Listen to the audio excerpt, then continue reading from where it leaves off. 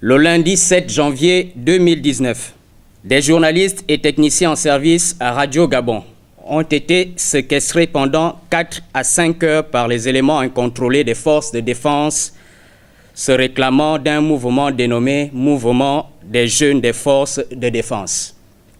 Nous savons depuis cette date, grâce à la communication gouvernementale, que cette opération visait, selon le gouvernement,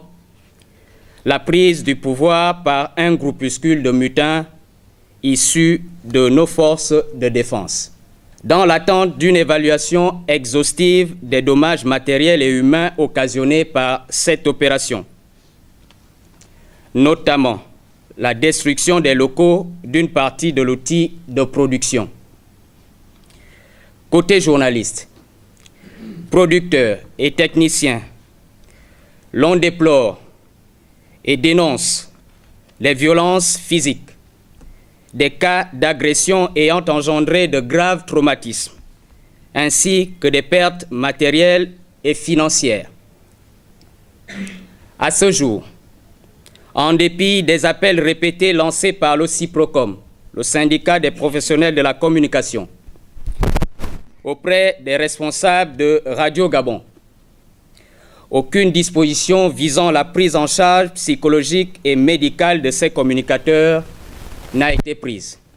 C'est le lieu de rappeler ici qu'au lendemain de cette tentative avortée de coup d'État, le Premier ministre sortant, M. Emmanuel Issoze Ngonde, était venu personnellement accompagné de 5 membres de son gouvernement s'enquérir de la situation avant d'annoncer la prise des mesures sécuritaires assorties d'une série d'engagements pour l'examen diligent du statut particulier des communicateurs et la remise à niveau des nombreux pans dans la maison Georges Rahuri qui avaient été gravement endommagés. Le CIPROCOM, qui fait le constat de l'immobilisme et de l'inaction, notamment en ce qui concerne la prise en charge immédiate des collègues séquestrés plusieurs jours après le putsch raté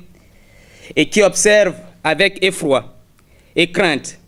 la récurrence du phénomène de violence et l'attaque sur les installations et sur le personnel du service public de la radio et de la télévision du complexe Georges Rahuri. Appelle instamment le nouveau Premier ministre, chef du gouvernement, et l'ensemble des ministres en charge de ce dossier, notamment ceux qui ont un caractère transversal, à l'ouverture de nouvelles concertations devant déboucher dans les toutes prochaines semaines sur la prise des mesures correctives urgentes.